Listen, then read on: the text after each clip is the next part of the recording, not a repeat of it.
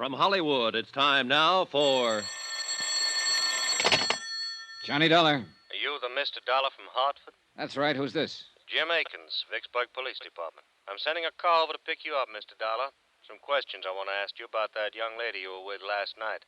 I hope you weren't planning on leaving town. Of course I wasn't. I canceled my plane reservations last night. If you tell me where you're located, I'll come down by myself. No sense getting head up. You aren't in your own backyard now, you know, Dollar. I know where I am, the town where a girl died in my arms. If you can stop getting lazy with me for a minute, maybe you can tell me who she was. Why? Because I'd like to talk to her family. I was the last one to see her alive. Who is she? We haven't identified her yet. To us, she's still Jane Doe.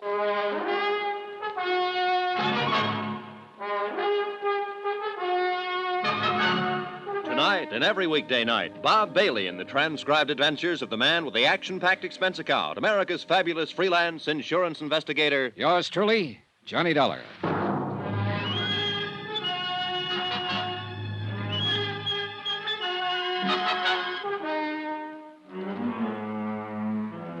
Expense account submitted by Special Investigator Johnny Dollar. Location, Vicksburg, Virginia. To Special Investigator Johnny Dollar.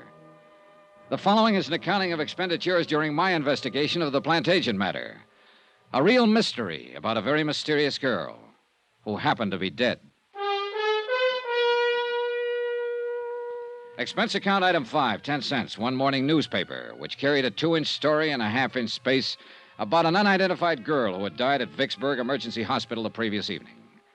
I was reading it over in the lobby of the Plantagent Hotel when one of the Vicksburg police force stepped up to the desk and asked for my room number. He was a swarthy man in a black suit, plain clothes type. Well?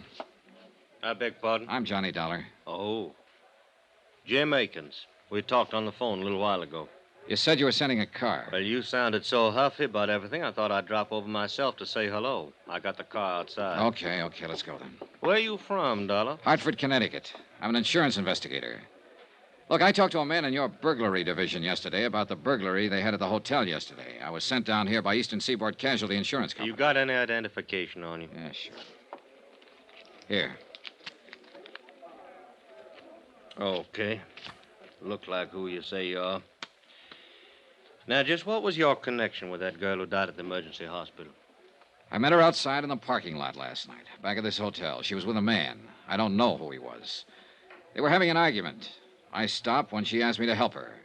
I got rid of the man and took her inside here and bought her a drink.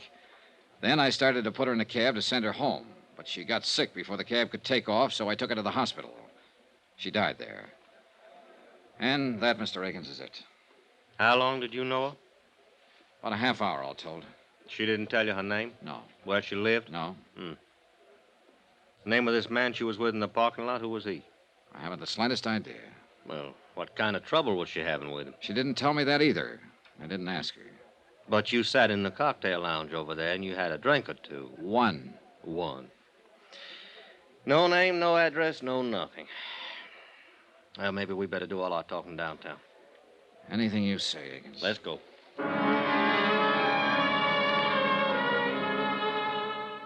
Akins turned out to be a lieutenant, and it took him the whole ride downtown to thaw out and make up his mind that I was just as concerned about what had happened to the unidentified girl as he was. He rephrased, but asked me the same questions in front of a stenographer when we got down to his office. He was still asking me questions when he led me and the police stenographer to the basement of the building, the morgue. And she didn't say anything to you about herself before she collapsed, huh? No. All I know is what I've told you. You're sure? Positive. Hey, look, let me ask you one. I've put up with yours for over an hour now. Why, sure. What killed her? Yeah. Well, do you know? No, we're still trying to find out. What did you talk about while you were having that drink with her? She asked me for help, that's all. It seems she needed somebody else to do the talking at the time, so I did it. I made jokes and tried to get her to laugh. I was a great big cut-up. Get sawed me if you want. It won't do much good. Still got some things to find out.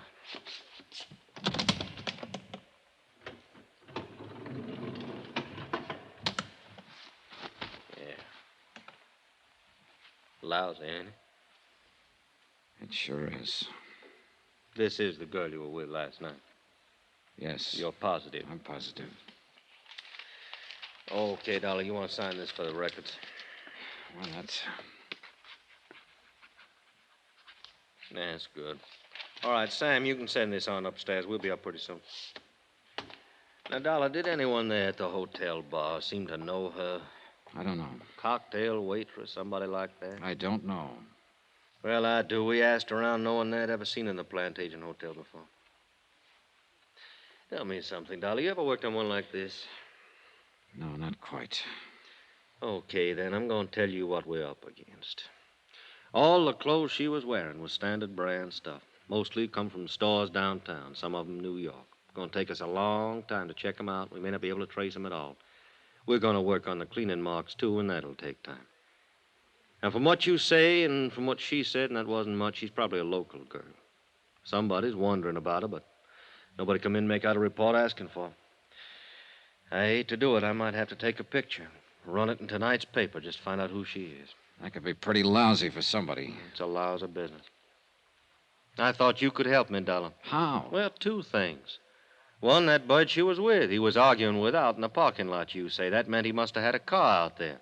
But you didn't bother to take a look at it. No, I didn't. And another thing now, where's her purse? I don't know. Well, she must have powdered her nose when she sat down to have that drink with you. Every woman does. She must have reached for a cigarette or something in that purse. So where's that purse? I don't know. Well, now, you see? You see how much help you are to me? Oh, just a second. Morgue, Lieutenant Akins. Oh, yeah, put him on. While Lieutenant Akins talked on the telephone, I lit a cigarette. After that, I tried to interest myself in a calendar that was hanging on the wall. After that, I tried tying both shoelaces. But wherever my eyes roved around that white-tiled room, somehow, they always came back to rest on the quiet, still form of the girl who'd asked me for help. By any standard, she was attractive. Fine, golden hair spun out of smooth white skin. I remember her eyes had been very big and very brown. Now they were closed.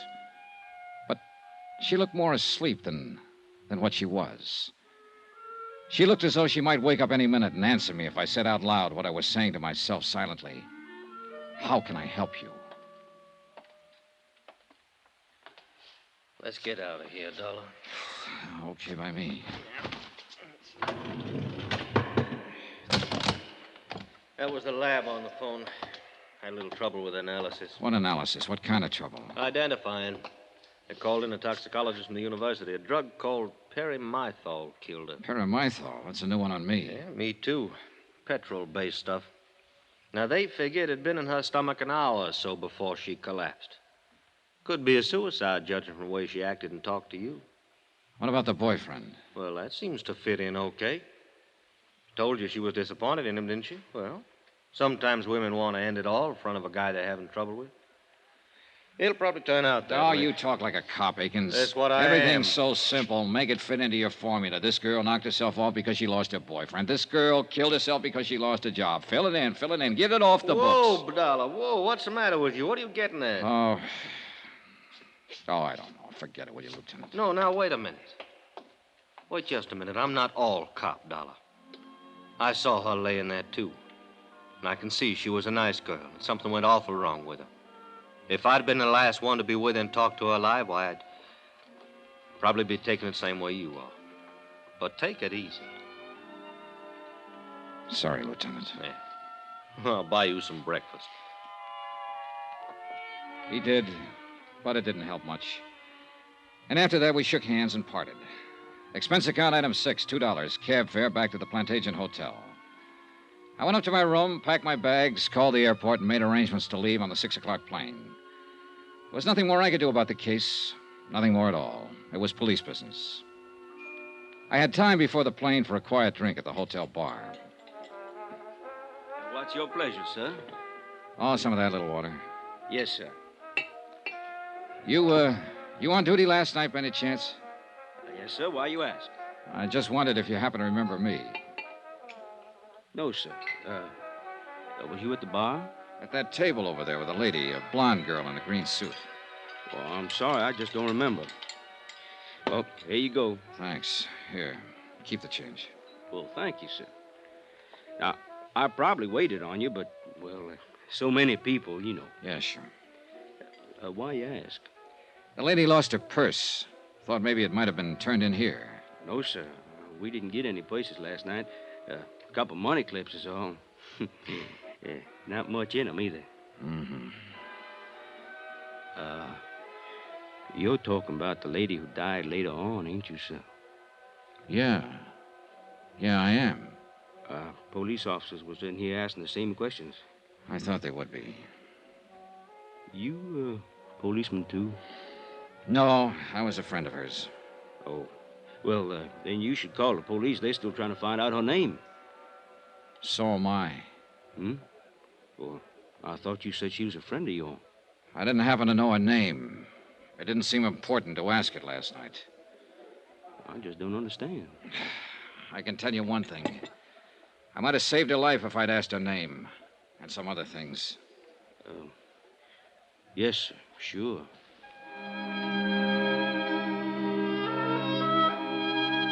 Expense account item 7, $3, 3 drinks.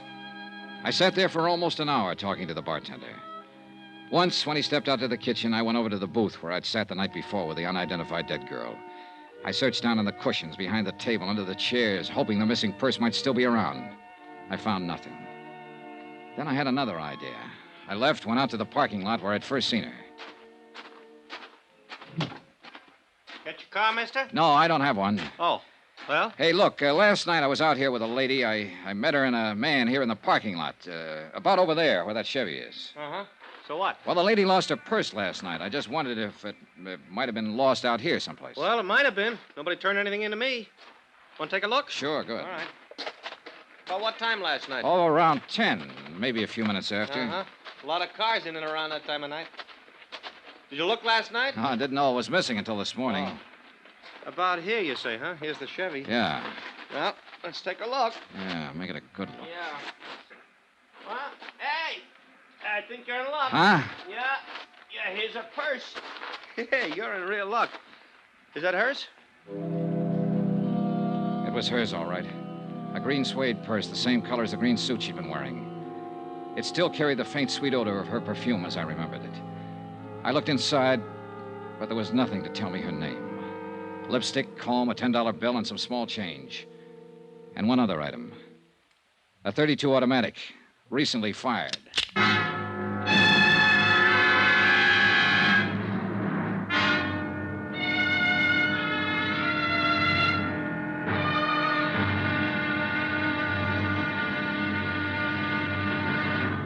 Now, here's our star to tell you about tomorrow's intriguing episode of this week's story. Tomorrow, a dead girl's .38 automatic comes to life. Join us, won't you? Yours truly, Johnny Dollar.